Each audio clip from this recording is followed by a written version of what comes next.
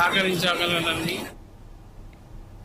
కరీంనగర్లో అధికార ప్రతిపక్ష పార్టీలపై కేంద్ర హోంశాఖ సహాయ మంత్రి బండి సంజయ్ మరోసారి విరుచుకుపడ్డారు. విగ్రహాల లొల్లితో ప్రజలకు ఒరిగేదేముందని ప్రశ్నించారు. 6 గ్యారంటీలు రుణమాఫీపై చర్చను దారి మళ్లించేందుకు కాంగ్రెస్ బీఆర్ఎస్ కలిసి ఆడుతున్న రాజకీయ డ్రామా అని ఆయన అభివర్ణించారు.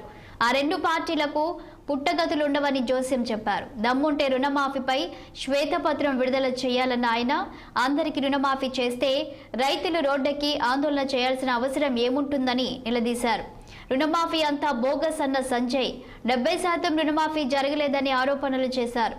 ఎంతమంది రైతులు రుణం తీసుకున్నారు, ఎంత డబ్బు అప్పు తీసుకున్నారు, ప్రభుత్వం ఎంత మాఫీ చేసిందో గణాంకాలతో సహా శ్వేతపత్రం విడుదల చేయాలని డిమాండ్ చేశారు బండి సంజయ్.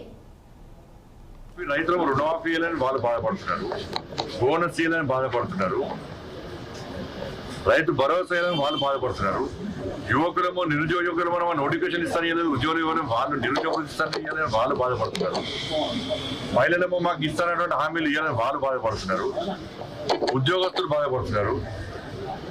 వాళ్ళ బాధలు వాళ్ళు పడుతుంటే ఇప్పుడు విగ్రహాలలో స్టార్ట్ అయ్యింది.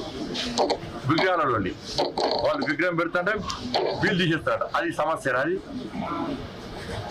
విగ్రహం పెట్టడం సమస్య కాదు, విగ్రహం తీసేయడం సమస్య కాదు. ఆ సమస్య మళ్ళీ ఇద్దరు కూడా చూడండి, రుణమాఫీ విషయంలో ప్రజల్లో కూడా చర్చ జరుగుతుంది కాబట్టి, ప్రభుత్వం మీద వ్యతిరేకత వస్తుంది కాబట్టి, కాంగ్రెస్ పార్టీని కాపాడడానికి బీఆర్ఎస్ పార్టీ రాజీవ్ గాంధీ గారి విగ్రహం సమస్య ఎత్తుకున్నారు. అది పెద్ద సమస్య వీరిద్దరికి. ఇప్పుడు దీని సవాల్ వేసుకుంటున్నారు ఇవాళ. ఎందుకు? ఇద్దరు ప్లాన్ ప్రకారం రుణమాఫీ విషయంలో ప్రజల దృష్టిని మళ్ళించడానికి. విగ్రహ సమస్య కాదు ఇప్పుడు చర్చ జరగాల్సింది. వాళ్ళు పెడతారా తీసేస్తారా అది వేరే విషయం. ఇవాళ రుణమాఫీ విషయంలో 6 గ్యారెంటీల విషయంలో మాత్రమే తెలంగాణ రాష్ట్రంలో చర్చ జరగాలి. దాని మీద చర్చ జరగాలి. దీని మీద ఇష్యూ డైవర్ట్ చేసే ప్రయత్నించే కాంగ్రెస్ పార్టీకి బీఆర్ఎస్ పార్టీకి పుట్టగతులు రాసి పెట్టుకోండి.